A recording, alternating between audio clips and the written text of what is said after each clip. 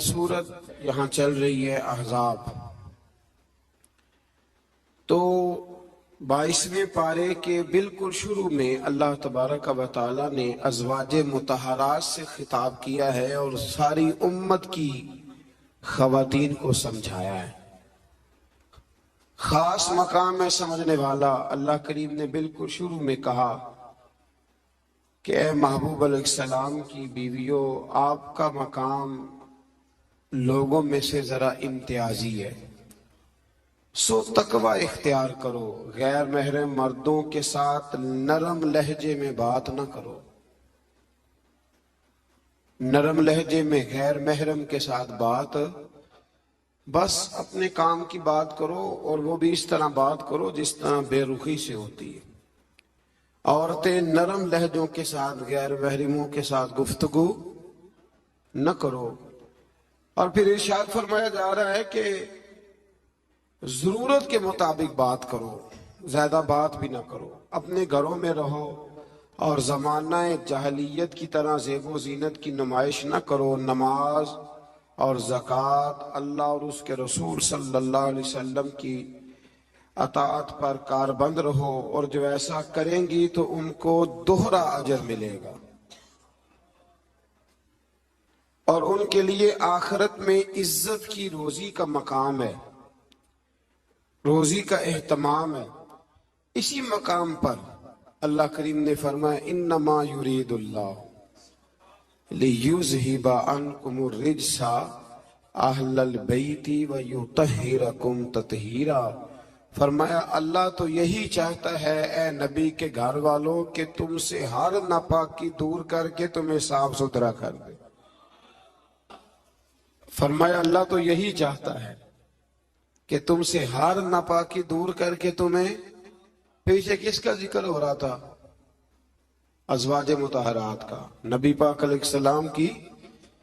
तो ये जिक्र ही, ये आयत तज़किरा ही अज़वाज के तज़किरे में आया। बहुत सारे लोग कहते हैं अहले बैत में बीवियां शामिल ही नहीं, ये सिर्फ हुजूर अलैहिस्सलाम कि वो अहले बैत हैं जो हजरत अली, सैयदा फातिमा और उनकी औलाद है। वो खुदा के बंदे, जब आपसे पूछा जाता है घर वालों का क्या हाल है, तो बीवियां मुराद होती हैं कि नहीं?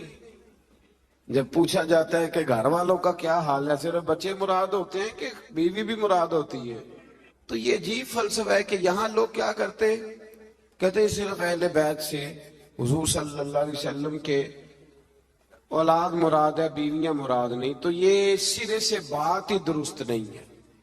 जब अहले बैत की बात होगी तो हुजूर की सारी अज़वाज अहले बैत में शामिल, ये समझ ले बात। क्योंकि यहाँ तज़किरा ही अज़वाज मुतहरात का चला आ रहा है।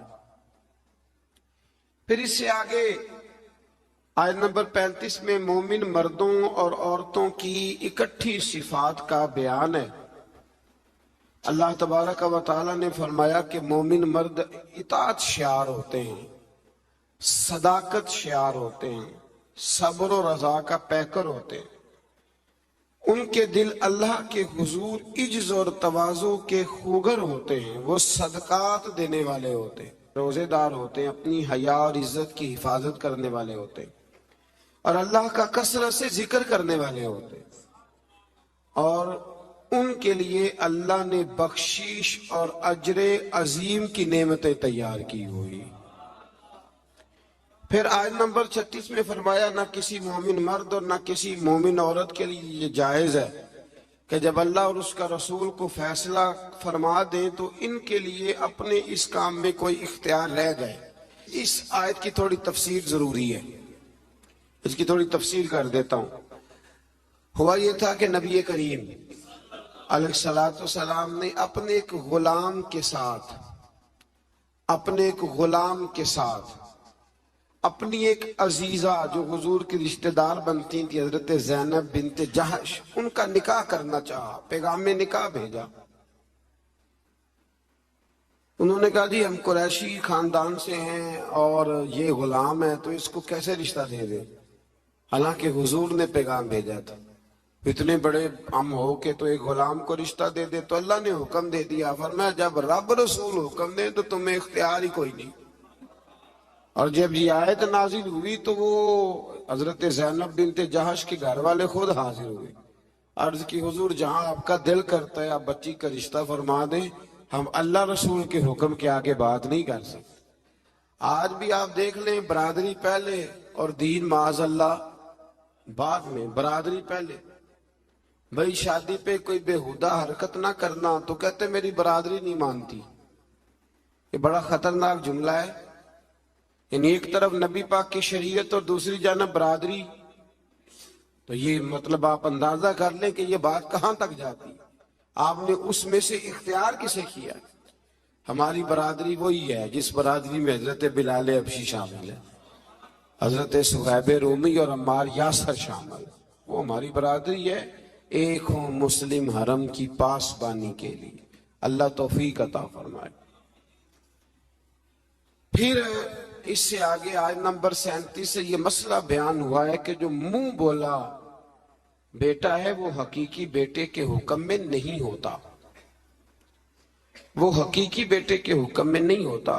وہ میں پیچھے بھی بتا چکا ہوں، ہوا یہ تھا کہ ایک منہ بولے بیٹے نے طلاق دی تھی، تو نبی کریم علیہ السلام کے وہ منہ بولے بیٹے تھے، تو ان کی زوجہ سے حضور نے نکاح کرنا چاہا۔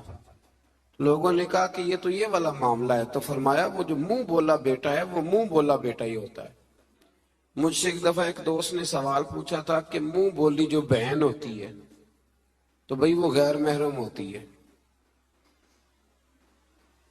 منہ بولی بہن غیر، منہ بولی ماں جو ہوتی ہے نا، ایک تو یہ ہے کہ وہ کہلا کی عمر کو پہنچ جائے، اس نے بچہ چھوٹا سا لے کے پالا ہو، وہ معاملہ اور ہے۔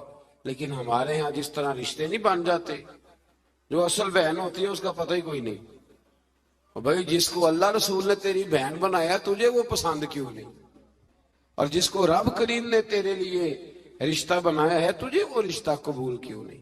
اللہ تبارک و تعالی حقیقی مفہوم کی طرف ہماری توجہ لگائے، اسی میں ہمارا فائدہ ہے۔ تو پھر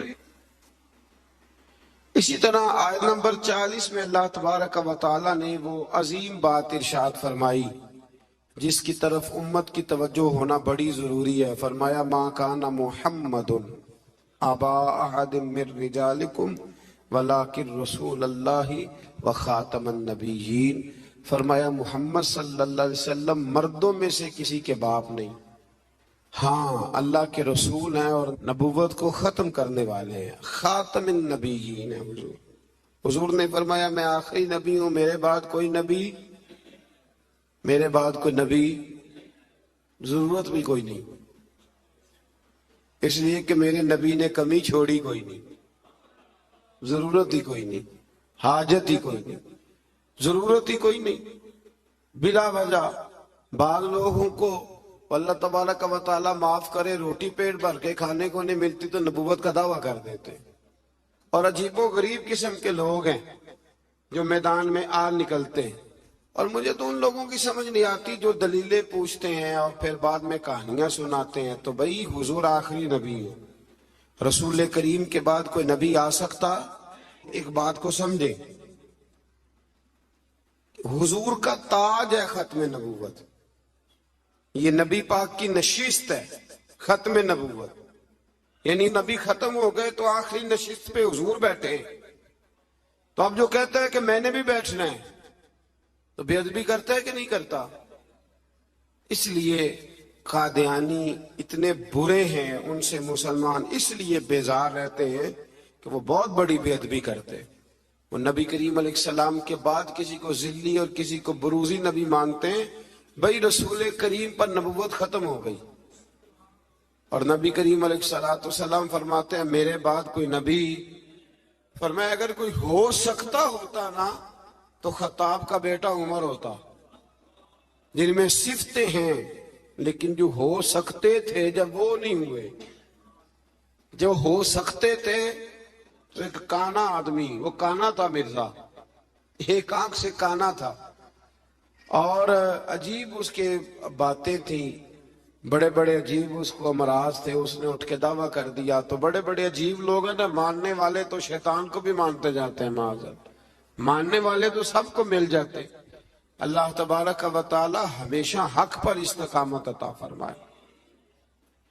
پھر اس سے آگے نبی کریم صلی اللہ علیہ وسلم کی کچھ اور صفات کا بیان ہے۔ اللہ کریم نے فرمایا یا ایھا النبی انا ارسلناک شاہدا ومبشرا ونذیرا، اے محبوب بے شک ہم نے آپ کو بھیجا ہے گواہ بنا کر، خوشخبری دینے والا بنا کر، ڈر سنانے والا بنا کر، وداعیا الی اللہ باذنہ، اور ہم نے آپ کو اللہ کی طرف بلانے والا بنا کے بھیجا ہے، وہ بھی اللہ کے حکم سے، وسراجا منیرا، اور ہم نے آپ کو چمکتا ہوا آفتاب بنا کے بھیجا ہے۔ تو نبی کریم علیہ السلام کو اللہ نے یہ صفات عطا فرمائی ہیں، شانیں عطا فرمائی ہیں۔ ایک بات آپ یہاں رک کے ذرا سوچئے گا، کچھ لوگ کہتے ہیں جی شان مصطفیٰ کا جلسہ کرنے کی کیا ضرورت، معراج مصطفیٰ، میلاد مصطفیٰ، آپ سیدھا سیدھا نماز روزے کی بات بتائیں، شان بیان کرنا کیوں ضروری ہے؟ یہ بہت بڑا مسئلہ ہے۔ بعض لوگ کہتے ہیں جی آپ سیدھا سیدھا کہیں کہ حضور نے فرمایا سچ بولو، کھری بات کرو اور دیانتداری۔ یہ آپ کیا حضور شان بڑی تھی، عظمت بڑی تھی، تو بھئی ان آیات میں اللہ کیا بیان کر رہا ہے؟ کہ میرا محبوب نذیر بھی ہے، بشیر بھی ہے، سراج منیر بھی ہے۔ یہ ساری صفتیں اللہ نے قرآن میں بیان کی، اور ایک جگہ پہ نہیں، درجنوں جگہ پہ واضح آیات میں۔ ویسے تو سارا ہی قرآن حضور کی تعریف ہے، اور یہ میں نہیں کہہ رہا، یہ حضرت عائشہ صدیقہ فرماتی کان خلقہ القرآن، فرمایا اگر تم نے حضور علیہ السلام کے اخلاق دیکھنے ہو تو قرآن پڑھ لو۔ تو اس لیے یہ عظمتوں اور شانوں کا بیان یہ طریقہ ہے، یہ مسلمان کی روح کی غذا ہے۔ اللہ ہمیں سمجھنے کی توفیق عطا فرمائے۔ پھر آیت نمبر 53 سے نبی پاک علیہ السلام کی بارگاہ کے آداب بیان ہوئے کہ بغیر اجازت نبی کے گھر میں داخل نہ ہو، دعوت طعام ہو تو کھانا کھا کے منتشر ہو جاؤ۔ کھانا کھا لیا تو اب ہوا یہ کہ حضور نے دعوت پکائی کچھ صحابہ کی، تو کھانا کھا کے بیٹھ گئے گپ شپ کرنے کے لیے۔ تو محبوب کریم نے ایک دو دفعہ دیکھا کہ اب یہ جائیں، حضور نے آرام کرنا تھا، لیکن کچھ لوگ بیٹھ گئے، تو اللہ کریم نے فرمایا جب کھا لیا نا اب جاؤ منتشر ہو جاؤ۔ گویا رب کریم اپنے محبوب کے دربار کے آداب بیان فرماتا ہے، اللہ بیان فرماتا ہے۔ اللہ اکبر۔ نبی کی بیویوں سے کوئی چیز مانگو تو پردے کے پیچھے سے مانگو۔ نبی کی بیویوں سے آپ کی رحلت کے بعد دائمی طور پر مسلمانوں کا نکاح ممنوع ہے۔ اپنے کسی بھی عمل سے اللہ اور اس کے رسول صلی اللہ علیہ وسلم کو تکلیف نہ دو۔ آیت نمبر 9 سے 13 تک ایک بار پھر اللہ تعالیٰ کی قدرت کے تحت بارش کے نظام کا ذکر ہے۔ انسان کو اس کے جوہر تخلیق کی طرف متوجہ کیا گیا تاکہ سرکشی کا شکار نہ ہو، اور وہ یہ کہ مادہ کے پیٹ میں حمل کو بھی اللہ جانتا ہے، اور یہ کہ کس کی عمر میں درازی ہے یا کس کی عمر میں کمی ہے، وہ سب اللہ نے کتاب تقدیر میں لکھ دیا ہے۔ آیت نمبر 12 سے فرمایا کہ میٹھے اور کھارے پانی کے سمندر برابر نہیں ہوتے، میٹھے اور کھارے پانی کے سمندر برابر نہیں ہوتے، لیکن فرمایا سب سمندروں سے تمہیں مچھلی کا تازہ گوشت ملتا ہے، پانی جیسا بھی ہو، اور تم ان سے پہننے کے زیور بھی نکالتے ہو، اور کشتیاں پانی کو چیرتی ہوئی چلی جاتی ہیں۔ نظام لیل و نہار اور شمس و قمر اسی کے حکم کے تابع ہیں، اسی کے حکم کے۔ یہ چاند سورج اگر کسی انسان کے قبضے میں ہوتے تو کب سے اختلاف ہو گیا ہوتا، کوئی کہتا ادھر سے نکل، کوئی کہتا کم از کم جو حکومت بدلتی وہ تو ضرور بدلتی ایک دفعہ، یہ پچھلے لایا ہے لہذا معاذ اللہ ہم نہیں چلنے دیں گے۔ تو اللہ نے فرمایا یہ اللہ کے تابع ہے، رات دن کا آنا بھی اللہ کے، اور نظام شمس و قمر بھی اللہ کے۔ آیت نمبر 18 میں بتایا کہ کوئی بوجھ اٹھانے والا دوسرے کا بوجھ نہیں اٹھائے گا، یعنی ہر ایک کو اپنے اپنے عمل کا جواب دینا ہوگا۔ اور جو تزکیہ اور تقوی اختیار کرے گا تو اس کا فائدہ اسی کو پہنچے گا۔ پھر فرمایا اندھا اور دیکھنے والا، ظلمت اور نور، سایہ اور دھوپ، زندہ اور مردہ لوگ برابر ہو سکتے نہیں۔ یہاں کفار اور منکرین کو اندھے، ظلمت، دھوپ اور مردے سے تشبیہ دی گئی، اور گویا اللہ کریم نے اہل ایمان کو آنکھوں والا کہا، نور والا کہا، سائے والا کہا، اور فرمایا یہ ہیں وہ جو زندہ ہیں۔ کافر زندہ رہ کے بھی زندہ، اقبال نے کہا تھا زندگی زندہ دلی کا نام ہے، اور مردہ دل کیا خاک جیا کرتے، تو دل زندہ ہو تو پھر ہر شے۔ ایک دانشور کا ایک قول ہے، وہ کہا کرتے تھے رشتے احساس کے ہوتے، رشتے اور احساس نہ ہو تو پھر رشتے بھی۔ اب کو پتہ ہے نا، بہن کا اگر خیال آ گیا تو پھر بہن ہے، لیکن اگر بھائی کہے کہ نہیں جی میرے بہنوئی نے ضائع بڑے کیے ہیں پیسے، وہ تو سارا اس خاندان کو چلا جائے گا تو میں بہن کے بچوں سے، تو یہ احساس ختم ہو گیا۔ تو فرمایا کہ یہ زندہ رہتا ہے، جو مومن ہوتا ہے، مومن زندہ ہوتا ہے، کافر مردہ ہوتا ہے، اس لیے کہ اس کا دل مردہ ہوتا ہے۔ اللہ تعالیٰ نے ان آیات میں یہ بھی بتایا کہ حجت الہیہ قائم کرنے کے لیے ہر قوم کی طرف نذیر یعنی روشن دلائل اور الہامی کتابیں دے کے نبی اور رسول بھیجے گئے، لیکن ہر دور میں پیغام حق کو جھٹلانے والے موجود رہے۔ آیت نمبر 27 میں فرمایا کہ ایک پانی سے مختلف رنگوں کے پھلوں، ایک ہی پہاڑی سلسلے سے مختلف رنگوں کے پہاڑ، ایک نوع انسانی سے مختلف رنگوں کے لوگ، اور چار پایوں اور جانوروں کو مختلف رنگوں میں پیدا کرنا، یہ اللہ تعالیٰ کی وحدانیت کی دلیل ہے۔ ایک باپ کے چار بیٹے ہوتے ہیں، چاروں کی شکلیں علیحدہ ہوتی ہیں۔ یہ نہ مسل پہ غور نہیں نہ کرتے، ورنہ فوراً بندہ کیا اٹھتا ہے کہ سبحان اللہ و بحمدہ، سبحان اللہ۔ آپ غور کریں، ہر بندے یہ چیزیں لوگ بناتے ہیں نا جی، اس میں اتنی ڈال دو، اس میں اتنی ڈال دو، اتنی، تو ایک طرح کی چیزیں بنتی جاتی ہیں، ایک کی طرح۔ کوئی بھی چیز جو انسان بناتا ہے، چمچ ہے، برتن ہے، تو ایک کی طرح کا بناتا ہے۔ اللہ کریم کی تخلیق کا کمال یہ ہے کہ ناک ہر بندے کی ایک ہے، آنکھیں دو ہیں، کان دو، ہونٹ سب کے ہیں نا، اور چہرے مختلف ہیں۔ سمجھتے ہیں آپ بات؟ یعنی وہی چیزیں اللہ تعالیٰ نے دیں جو سب کو دیں، پر اس کے باوجود چہرے مختلف ہیں۔ تو ماننا پڑے گا کہ جو بنانے والا ہے وہ بڑی شان والا ہے، جو بنانے والا ہے وہ بڑی شانوں والا ہے۔ جو وہ بنا سکتا ہے دوسرا کوئی نہیں بنا سکتا۔ آیت نمبر 28 میں بتایا کہ جو علماء ربانیین ہیں نا، ان کے دلوں میں اللہ کی خشیت ہوتی ہے۔ انما یخش اللہ من عبادہ العلماء، یہ مسئلہ تھوڑا ضرور سن لیں۔ فرمایا اللہ کے بندوں میں سے اللہ سے وہ ڈرتے ہیں جن کے پاس علم ہے۔ ایک لفظ کبھی کبھی ہم کہتے ہیں، لڑائی ہو جائے نا تو کہتے ہیں تو میں نے جانتا نہیں، اس کا کیا مطلب ہوتا ہے؟ تو میں نے کہتے ہیں نا کچھ لوگ، تو میں نے، اس کا کیا مطلب ہے؟ اس کا مطلب ہے کہ تو میرے سے لڑائی کر رہا ہے، تو میری طاقت نہیں جانتا، میرے تعلقات نہیں جانتا، یہ ترجمہ اس کا۔ تو میری دولت کو نہیں جانتا، میں کتنے لوگ میرے ہیں چاہنے والے، پیار کرنے والے، یا میرے خاندان والے، تو جان، یہ مطلب ہوتا ہے کہ تو مجھے جانتا۔ جو جانتا ہوتا ہے وہ ڈرتا ہے، جو نہیں جانتا وہ ایسی ہوتا ہے۔ جو بندہ رب کو جانتا نہیں نا وہ نہیں ڈرتا، اور جو جان لیتا ہے نا وہ ڈرتا ہے۔ پتہ چل جاتا ہے کتنی قدرتوں والا ہے۔ میرے رسول کریم علیہ السلام نے فرمایا میں تم سب سے بڑھ کر رب کو جانتا ہوں، اور میں تم سب سے زیادہ اللہ سے ڈرتا ہوں۔ اس لیے زیادہ باتیں کرنے والا عالم نہیں ہوتا، اللہ سے زیادہ ڈرنے والا عالم ہوتا ہے۔ جو بندہ کہتا ہے میں کسی کو بولنے ہی نہیں دیتا، میں بڑی کہانیاں سناتا ہوں، تو یہ علم کی علامت نہیں۔